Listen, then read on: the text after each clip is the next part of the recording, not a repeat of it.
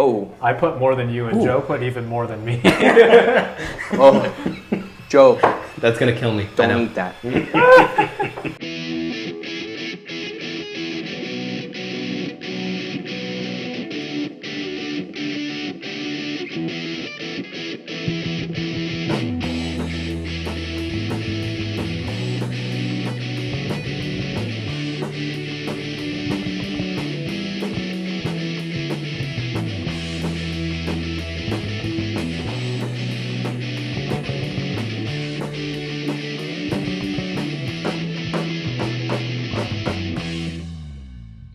Hello and welcome to another episode of Fortuna Redux. Today we have many great things planned, but first we have a truck time with Joe. Oh, let's do it.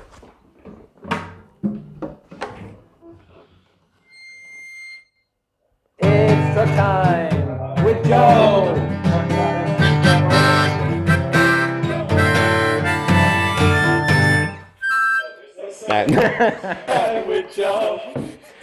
Hey, you guys are a little late on that. Anyway, many great things. So you remember how a few weeks ago I mentioned a game, Snow Runner? Yes. I have played a little bit of it. Okay. You know what? And I'd like to say 4.5 out of 5 stars. There we go. It's pretty good. I like it a lot. Nice. You know, we played a little. We got to Alaska. We played a little bit in the snow. We did a lot of things. We hauled a lot of stuff. We broke a couple of big machines. It was great. It's, you know, it's one of those things. You sit back and you get home, and it's a nice, you know, relaxing experience. There we go. Unless you're stuck in the mud, and that can be a little less than relaxing. No. Anyway, on a more real note. I'm curious, Joe. Yes. Where did that 0.5% go? You know, because after a while it does get to, you know, it's kind of like the same thing over and over, which can be good, can be bad. You know, sometimes you like get so close to a thing and you just get a little frustrated and then you want to go do something else. Got it. So, although it's still really good. It's so as if you were driving a truck every day of your life. And then Yeah, I you know. went home and then played a game in which you drive a truck. Hey, you know what? I've actually done that, and you know what? I like it. So you know what? I guess it's not for everybody, Andres. We know he's dressed all hillbilly today for some reason. I don't know, Andres. They got dressed up for the part. Yeah, I know. Look at these guys, tryhards. Anyway, on a more real note, Yes. the new 2020 F250 has a brand new engine option. It's the 7.3 liter gas motor. It's not diesel. That's a big motor. It is a big motor. It's considered a big block, or you know what they call it? What? The Godzilla. Oh, really? They actually call it that. Although it does have class-leading numbers. I've mentioned this before, 430 horsepower and 475 pound-feet of torque. It's quite a beefy engine. Anyway, these guys in Utah got a hold of it and did a MPG loop, unloaded and loaded with a trailer, because obviously you buy a big truck for, you know, a lot of towing. Yes. And normally you'd put a diesel in there, but it's not the case anymore. You could put a gas engine in if you'd like. So it's a 60-mile loop. They did it empty, and they got a whole 14.87, so rounded up, so it's 14.9 miles to the gallon, which for a, you know, big, rather large truck weighing like, I think the curb weight is like 12,000 pounds on itself. It's not bad at all. Like, That's more than my vet, to put that in perspective. that's more than my Really good considering, what did you say? It's a 7.5 liter V8? 7.3 liter V8. Yes. 7.3 liter? That's huge. And that's 14 is basically what my 4.7 liter V8 in the F-150 I drive has. So Yes. Actually, it's a 5.4. But anyway. 5.4. Joe knows more about my truck than I do. Than he does. I know. Interesting. Anyway, so they did that, which is, you know, not terrible, I guess. So you could, I guess, daily drive it if you'd like. There are cars that get less than that, that are a lot smaller. Anyway, and then they did it loaded with a 12,500 pound trailer. So that's quite a bit of load. Yes. It's not something that everybody would carry around every day. Something like that is more like if you're into the heavier stuff, if you have like maybe a horse trailer can carry like, I think 4 or 5 horses, or if you're going to be carrying like one of those construction equipment pieces around on the daily. But anyway, they did that exact same loop, which I hear is quite steep. I don't know if that has some relevance, but whatever. And they got a whole 8.4 out of it, which is still not bad. That's what I would expect it to have without a load, so that's pretty good. Yeah. Well, Joe, that's with the whole carrying itself, because I think it weighs like 11,000 pounds or something like that. Joe, your 92 F-150 almost got that good of mileage. Actually, you know, I still beat it. My old F-150 did like it was 9.6 on the regular. Wow, congratulations. There we go. I know. Well, that's with me at the helm. So, I mean, somebody more careful probably could have gotten a little bit more. You know what? There we go. That's all I have for interesting truck news as of late. Well, I thank you just very gotta much, point Joe. out the fact that you're not wearing your T-shirt. Come on, Peter. What are you doing? Shoot. Come on, man, you gotta advertise. What's wrong with you? I didn't know we were all going to be wearing them today. Sorry, I didn't get that memo. Well, I sent it to you. I don't know. It must have gotten lost. Oh, geez. Okay. Thanks, guys. Well, thanks for the warning. I could have gotten it out of the wash, I suppose. Although come I on. don't know if Joe would have appreciated Come that. on, Peter. What are you doing? Anyways. Very close. I know. It's a shame. Anyway, so you know that new wheel of punishment that we have? We have a new sauce for it. Ooh. It's the bomb. Oh, yeah, I remember this. From Hot Ones. So me and Joe decided we would get together and test this out. There's a clip of us trying out the bomb. Ladies and gentlemen, welcome to a special edition of the show. We got cameraman Dan in the studio to try out the bomb from the show Hot Ones, the show with hot questions and even hotter wings. The reason we got this hot sauce is because we have this new Wheel of Pain that made of cardboard, as you can see, and upgrades incoming. yeah, well, we're working on it. So one of the punishments is going to be this sauce, but we needed to do a test to find out how much we're going to do for the punishment in the actual show because, let's be honest, we don't want to kill ourselves. So that's why we're here today. I want to be the first to try this, so I'm going to. You guys can judge how much to put on yours. Let's start putting stuff on the floor. Yeah, so we have lots of things in case this gets out of hand. We have milk in the studio, we have iced tea, we have water, and we have a bag of celery, courtesy of the Wing Place. Actually, should I hold up the bag of the patented bag of celery? Yeah, Patented. as you can see, hold it up to One that of a camera right there. kind. Patented Ziploc bag of bag. celery. There we go. Okay, here goes nothing, I guess. This, you know, I was excited up to this point. I was like really excited to have you guys come over, You're but not prepared. right now I'm not super excited. I'm not gonna lie. Go, Peter. Whoops, it is. All right. So Okay. we accidentally put like about 10 drops on our wing. Well, It's hot. It builds. I don't know if I want to. We're jumping into this cold. reaction before I put mine. We in have my not. mouth. We have not eaten anything spicy prior to this. You know what? I don't know if this is the worst of it. Oh, shoot. Oh gosh. Get the milk. Oh, I put more than you, and Joe put even more than me. oh. Joe, That's gonna kill me. don't eat that. Oh my God.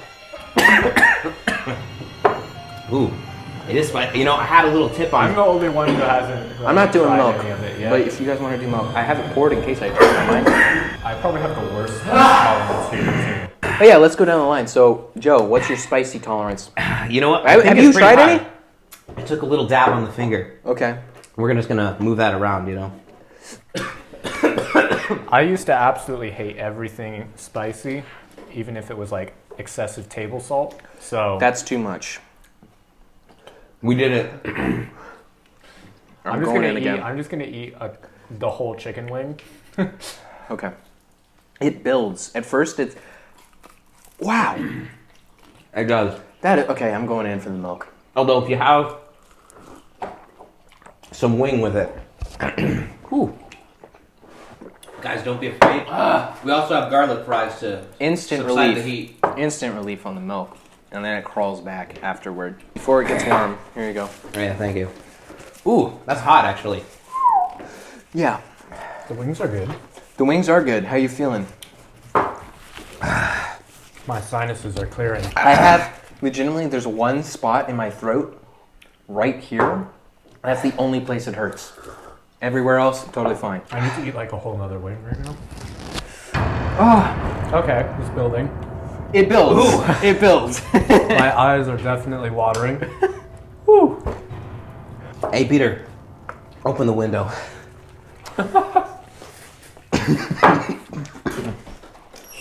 Thank you. Keep in mind, we put like the area of maybe a pinky. I think we did. I think I Joe did. put the most. I put a lot, yeah. Joe has a bunch on his napkin right now that he wiped off. Joe did about a thumbnail. I did about a pinky nail. I did about a pinky too. I don't think we should do that for real. No, that's ooh. Here's the question, Joe. Do you want to do it on a wing? Ooh, especially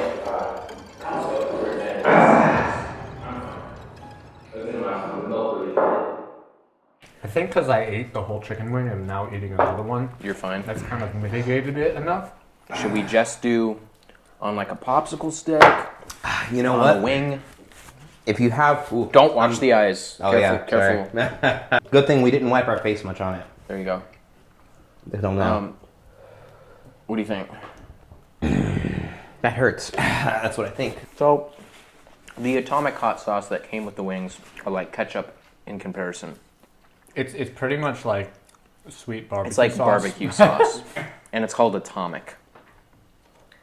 It's not even close. Thank you for joining us on this journey, and thank you to special guest cameraman Dan for stopping by the studio.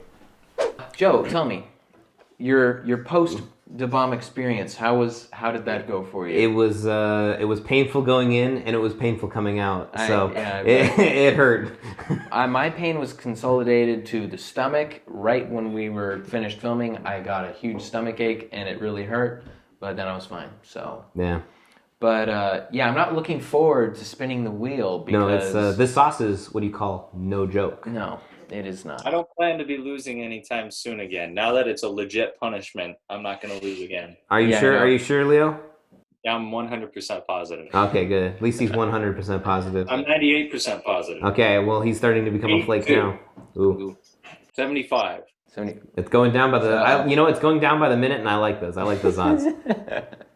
Oh man, Leo, I hear there's one last bit of news we should touch on before we let the viewers go. Is that correct? Yes, it is. So I have Mustang news. Now, don't worry, don't click off because I know last time we talked Mustangs, it got a little emotional. What the hell were they thinking when they designed this? I think you said that a little bit too softly. I did because we're on camera. Trust me, that was not what I said when I first saw this picture. It's a freaking SUV. This time, it'll only be good emotions, okay? So last time we talked, they were coming out with a Mach-E. Oh. Very misleading. You know, it has been a while since we have some Mustangs. So Leo, what is this great Mustang news I hear about? So the great Mustang news is they're coming out with a new Mach-1. Now, they haven't officially said anything, but at this point, everyone's pretty much sure that this is going to happen. We don't have any specs on the vehicle as of now, as Ford is trying to keep it under wraps. They didn't do a great job.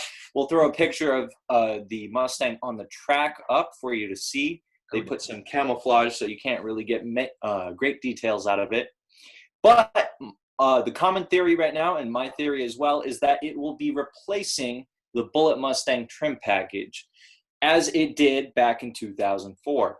Now, the Mach-1 Mustang first joined the Mustang lineup back in 1969, and it was in the lineup all the way to 1978. Then it disappeared again until 2003 for a brief time until it ended in 2004. Now, in that time, in 2003, there was also a Bullitt Mustang trim package that was replaced by the Mach-1. So there are theories out there that Ford is planning to do yet another replacement with their Mach-1. Now, some specs of the Bullitt: it has 480 horsepower in their 5-liter V8 with 420 foot-pounds of torque and a 6-speed manual. So my guess is that it will either have comparable or better specs than the Bullitt Mustang, and it will this will probably be the last year we see the Bullitt Mustang. I don't expect to see it for very much longer, which is good and bad. The Bullitt Mustang starts off around $47,000. It only comes in a manual transmission. So my hope for the Mach-1 is that it has comparable price, comparable specs, and hopefully a manual transmission in it. The current Mustang GT also has a manual transmission, but we'll see what they do with the Mach 1. So I'm very excited. And for it to truly be a Mach 1, you need to have that black pinstripe that goes all the way around it and says Mach 1 in nice 70s. You know, Andres, I'm pretty sure if you call Ford up, they could accommodate you. Yes. So Ford, you heard me loud and clear with my whine and cry about the Mach-E, so you're coming out with the Mach 1. However, I think it's a little bit not a great idea to come out with a Mach-E and a Mach 1 in a close proximity, because people who are not car enthusiasts may confuse them, which would upset me greatly. Well, Leo, if you think about it, they both have the name Mach in them, yes, and some people might get confused a little bit, but if they get confused, then they're not a car enthusiast, then why should you care? Because the Mach-E shouldn't exist, Joe. It's just flat out that, okay? So anyway, that's all the news I have for you guys. Just thought I'd bring some good Mustang news to the table after a long time of no good Mustang news. So with that, we will see you next week. Man, I keep missing.